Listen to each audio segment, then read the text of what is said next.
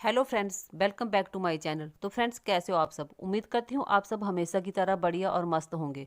तो फ्रेंड्स, आज मैं फिर आपके लिए बहुत काम आने वाले टिप्स और हैक्स लेके आई हूँ। तो चलिए फ्रेंड्स, शुरू करते हैं आज की वीडियो। मेरी पहली टिप्स हॉट केस को लेकर है। हम जब रोटी बनाते हैं ना और इसमें डालते हैं तो वो कुछ देर बाद बहुत जल्दी ठंडी हो जाती है। तो इसके लिए हमने करना क्या है, चलिए मैं आपको बताती हूँ। जब हम रोटी बनाने लगते हैं तो हमने करना क्या है कि रोटी के कपड़े को टिफिन के अंदर ऐसे बिछा लेना है और फिर हमने एक अदरक का टुकड़ा ले लेना है। मैंने यहाँ पे थोड़ा बड़ा ही अदरक का टुकड़ा लिया है, तो आप भी इस साइज़ का ले सकते हो। फिर हमने क्या करना है कि रोटियों को बना लेना है और रोटी को ऐसे कपड़े के अंदर रखते जाना है और फिर कपड़े से ढक लेना है, देखिए इस तरीके से। और फिर हमने टिफिन का ढक्कन जो है उसे बंद कर लेना है। फ्रेंड्स, अगर हम रोटियों को ऐसे ही रख देते हैं तो होता है क्या है कि हमारी रोटियां बहुत जल्दी ठंडी हो जाती है और वो बिल्कुल भी खाने में अच्छी नहीं लगती। तो आपने जब भी रोटियां बनानी है तो इस तरीके से आपने कपड़े के अंदर अदरक का पीस डाल लेना है और फिर उसके ऊपर हमें रोटियां रखनी है और ढक्कन को बंद कर लेना है। फ्रेंड्स, ये अपनाई हुई ट्रिक है, आप इसे जरूर यूज करके देखना। इससे रोटियां आपको दोबारा गर्म भी नहीं करना पड़ेगी। तो कमेंट करके बताना कि ये टिप्स आपके काम आई या नहीं। मेरी अगली टिप्स कुकर के ढक्कन के रबड़ को लेकर है। कई बार क्या होता है कि हमारी रबड़ या तो खराब हो जाती है या ढीली पड़ जाती है, ये बिल्कुल काम करना ही बंद कर देती है। और फिर हम क्या करते हैं कि इस रबड़ को ऐसे ही फेंक देते हैं। तो हमने इसे फेंकना नहीं है। इसका यूज़ कैसे करना है, चलिए मैं आपको बताती हूँ। हमारे घर में क्लॉथ क्लिप तो पड़े ही होते हैं, तो हमने क्या करना है कि अपने क्लॉथ क्लिप को ले लेना है और फिर इस रबड़ में हमने इन क्लिप को भर लेना है। हमारे क्लॉथ क्लिप हमें कभी टाइम पे मिलते ही नहीं है, क्योंकि हम क्या करते हैं कि इनको कभी संभाल के रखते ही नहीं हैं और फिर एक एक करके ये सारे गुम हो जाते हैं। लेकिन इस तरीके से हम अपने क्लिप को ऑर्गेनाइजर करके रखेंगे तो वो कभी भी गुम नहीं होंगे और हमें टाइम पे आसानी से मिल भी जाएंगे। आपने क्या करना है कि अपने सारे क्लॉथ क्लिप को इस रबड़ में डाल लेना है और फिर कहीं कील लगा के क्या करना है कि इस रबड़ को कील पे हमने टांग देना है। और जब हमने अपने कपड़े सूखने डालने हैं तो हमने क्या करना है कि रबड़ को हाथ में पकड़ लेना है और एक एक क्लिप करके हम हर कपड़े पे बड़ी ही आसानी से लगा सकते हैं। और जब हमने कपड़े उठाने हैं तो साथ में क्लिप को भी उठा लेना है और रबड़ में इस तरह से ऑर्गेनाइज करके दोबारा से रख लेना है और फिर हमने वहीं से इस रबड़ को टांग देना है। तो देखिए ये बनने के बाद कितना अच्छा लग रहा है। तो इस तरीके से आप भी अपनी रबड़ का यूज़ कर सकते हो। तो देखिए इस तरीके से हम अपने कुकर के ढक्कन के रबड़ को यूज़ कर सकते हैं। इस तरीके से हमारी रबर भी यूज हो गई और क्लॉथ क्लिप के लिए एक अच्छा सा ऑर्गेनाइजर बनकर भी तैयार हो गया। अब ना तो हमारे क्लॉथ क्लिप गुम होंगे और ना ही इन्हें ढूंढने की जरूरत पड़ेगी। तो कमेंट करके मुझे बताना कि आपको ये टिप्स मेरी कैसी लगी। मेरी अगली टिप्स जो है वो रोटी बेलने वाले चकले बेलने पर है। जब हम कोई आलू का परांठा या कोई भी वेज का परांठा बनाते हैं या रोटी बनाते हैं ना, तो क्या होता है कि वो इस पे चिपक जाती है और फिर वो आसानी से निकलती नहीं है। तो इसके लिए हमने क्या करना है, चलिए मैं आपको बताती हूँ। सबसे पहले हमने क्या करना है कि एक कटोरी में 1 चम्मच नमक ले लेना है और फिर हमने एक नींबू लेना है। नींबू को हमने 2 टुकड़ों में कर लेना है। अगर आपके पास जूस निकाला हुआ नींबू का छिलका है तो आप उसे भी यूज़ कर सकते हो। अब हमने क्या करना है कि नींबू को अच्छे से नमक लगा लेना है इस तरीके से और फिर हमारा जो चकला बेलना है ना, इसको हमने अच्छे से रगड़ लेना है, देखिए इस तरीके से। फ्रेंड्स, कई बार हम क्या करते हैं कि जैसे कोई परांठा बनाते हैं या रोटी बनाते हैं तो हम चकला बेलनों को धोते नहीं हैं और उसे ऐसे ही रख देते हैं और फिर 1-2 दिन बाद जब धोने लगते हैं तो क्या होता है कि वो आटा जो है वो उस पर सूख गया होता है और फिर वो आसानी से निकलता ही नहीं है। और 2-3 दिन के बाद जब हम इसे धोने लगते हैं तो आटा जो है वो इस पर जम गया होता है, यानी कि अच्छी तरह से सूख गया होता है। फिर हम क्या करते हैं कि उसको अपने नाखूनों से निकालने लगते हैं, जिसके कारण हमारे नाखूनों में चोट भी लग जाती है। तो फ्रेंड्स, आपने इस तरीके से नमक लेना है और नींबू लेना है और इसके साथ हमने इसको रगड़ना है। आप देखोगे कि बहुत जल्दी ये साफ़ हो जाता है और साफ़ होने के साथ साथ में इसमें एक अलग सी चमक आती है।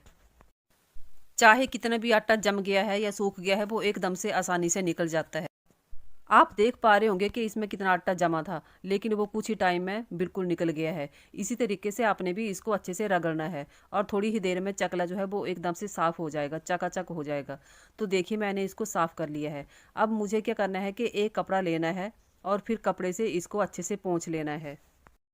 फ्रेंड्स, हम जब भी कोई परांठा बनाते हैं ना, तो हमें क्या करना चाहिए कि तभी अपने चकना बेलना को साफ करके रख देना चाहिए, जिसके कारण क्या होगा कि इस पे आटा जमा नहीं होगा और फिर ना ही हमें इस तरह की परेशानी का सामना करना पड़ेगा। तो देखिए मैंने इसको कपड़े से अच्छे से पोंछ लिया है और आप देख सकते हो कि कितना आटा निकला। तो देखिए हमारा चकला कितना साफ और एकदम से चकाचक हो गया है। आप देख पा रहे होंगे कि कितनी ज़्यादा शाइन कर रहा है और हाथ फेरने से भी एकदम नर्म और मुलायम लग रहा है। अब इसी तरीके से हमने अपने बेलने को भी साफ कर लेना है। देखिए इसकी हालत कितनी ज़्यादा ख़राब है, इस पे आटा पूरा सूख गया है। तो उसी तरीके से हमने इसको भी साफ कर लेना है। बस कुछ देर के लिए हमने इसको नींबू नमक से घिसना है और ये एकदम से फटाफट साफ हो जाएगा। फ्रेंड्स, अगर आप मेरे चैनल पे नए हो तो मेरे चैनल को अपने फैमिली और दोस्तों से शेयर करें और मेरे चैनल को सब्सक्राइब भी ज़रूर करें। देखिए फ्रेंड्स, मैंने बेलने को थोड़ी देर के लिए रगड़ा और ये एकदम से साफ हो गया है। अब हमने इसको भी एक कपड़े से साफ कर लेना है इस तरीके से। तो देखिए फ्रेंड्स, मैंने चकना बेलना को कपड़े से साफ कर लिया है। अब मैं आपको धोने के बाद दिखाती हूँ कि ये कैसा लगेगा। तो देखिए मैंने चकला बेलना को पानी से धो लिया है और ये कितने अच्छे से शाइन कर रहा है, एकदम से नर्म और मुलायम हो गया है और इसमें एक अलग ही शाइन आ गई है।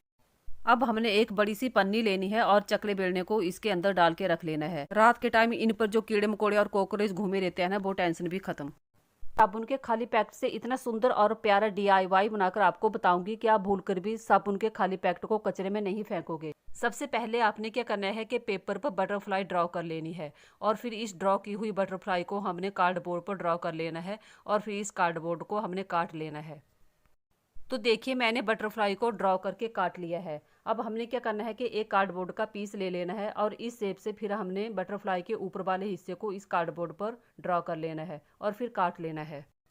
आप अपनी मनपसंद की बटरफ्लाई काट सकते हो। इसके बाद हमने क्या करना है कि साबुन के खाली पैकेट को ले लेना है और साइड से इस तरीके से काट लेना है। ये जो पैकेट के अंदर व्हाइट वाला पेपर होता है इसको हमने हटा देना है, क्योंकि हमने उसको यूज में नहीं लेना है। हमने इस बाहर वाले हिस्से को ही यूज में लेना है। इस पे हमने फेविकोल लगा लेना है और फिर कोई बेस्ट पेपर ले लेना है और उस पे इस तरीके से इसको चिपका लेना है। आप यहाँ पे बेस्ट कॉपी का यूज भी कर सकते हो। फेविकोल लगाने के बाद क्या करना है कि इस पे हमने अच्छे से प्रेस घुमा देनी है। प्रेस घुमाने से क्या होगा कि जो पेपर है वो अच्छे से सूख भी जाएगा और अच्छे से एडजस्ट भी हो जाएगा। तो इस तरीके से आपने क्या करना है कि आपके पास जितने भी साबुन के खाली पैकेट हैं आपने सबको इस तरीके से तैयार कर लेना है और फिर देखिए इस तरीके से हमने इनको काट लेना है। देखिए जिस तरीके से मैं काट रही हूँ आपको भी इसी तरीके से काट लेना है। सभी रैपर को काटने के बाद आपने क्या करना है कि इस तरीके का शेप देकर तैयार कर लेना है। अगर आप साबुन के पैकेट को बेकार समझकर फेंक देते हो तो मत फेंकिए। देखिए मैंने कितनी तरह के कलर में इकट्ठा करके रखे हुए थे, इसी तरीके से आप भी इकट्ठा करके रख सकते हो। देखिए मेरे पास जितने तरह के पैकेट थे मैंने सबको चिपका लिया है। अब क्या करना है कि हमने जो बटरफ्लाई तैयार की है उसको इस तरीके से हमने साइड साइड में फेविकोल लगा लेना है और फिर इस तरीके से हमने इसको चिपकाना शुरू कर देना है। जितने ज़्यादा कलर में साबुन के पैकेट होंगे उतनी ही ज़्यादा बटरफ्लाई बनकर तैयार होगी। फ्रेंड्स, अगर आप मेरे चैनल पे नए हो तो मेरे चैनल को अपनी फैमिली और दोस्तों से शेयर करें और चैनल को सब्सक्राइब भी ज़रूर करें। आप मेरी वीडियो कहाँ कहाँ और किस जगह से देखते हो प्लीज़ मुझे कमेंट करके बताया करें, ताकि मैं भी जान पाऊँ कि मेरी वीडियो कहाँ कहाँ और देश के किस किस कोने में देखी जाती है। फ्रेंड्स, अगर आप मुझे कमेंट करोगे तो बहुत अच्छा लगेगा। आपका कमेंट मुझे बहुत हौसला देगा और फिर आपके लिए अच्छे अच्छे वीडियो लाने का मन करेगा। तो देखिए फ्रेंड्स, इस तरीके से हमने एक साइड से पहले इसको तैयार कर लेना है। देखिए जिस तरीके से मैंने इसको एक साइड से तैयार किया है आपको भी एक साइड से पहले इसको अच्छे से तैयार कर लेना है और फिर दूसरी साइड से हमने इसको तैयार करना शुरू करना है। देखिए फ्रेंड्स, आप देख सकते हो कि मैंने इसको एक साइड से तैयार कर लिया है। अब इसी तरीके से मैं इसको दूसरी साइड से भी तैयार कर लूँगी। फ्रेंड्स, अगर आप साबुन के खाली पैकेट बेकार समझ के फेंक देते हैं तो मत फेंकिए, उन्हें इकट्ठा करिए और इस तरीके से फिर आप भी बनाइए और अपने घर को सजाइए। इससे क्या होता है कि हमें कुछ सीखने को भी मिलता है और जब हम कोई चीज़ अपने हाथों से बनाते हैं तो उसे बनाने में भी मज़ा आता है और देखने में भी, और अलग ही अनुभूति होती है। जब आप बनाने के बाद इसे दीवार पे लगाओगे तो आपकी दीवार बहुत ही सुंदर दिखेगी।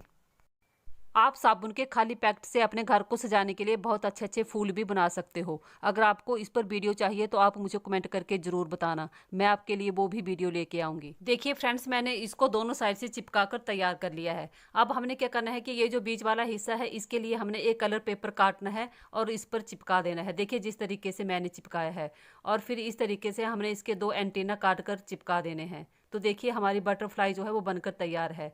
अब हमने इसकी आंखें भी लगा देनी है और फिर बीच में इस तरह से इसको हमने सजा देना है। इसे हैंग करने के लिए पीछे वाली साइड में एक डोरी सी लगा देनी है। तो देखिए इस तरीके से हमारी प्यारी सी बटरफ्लाई बनकर तैयार है। देखिए कितनी सुंदर लग रही है। Thanks for watching.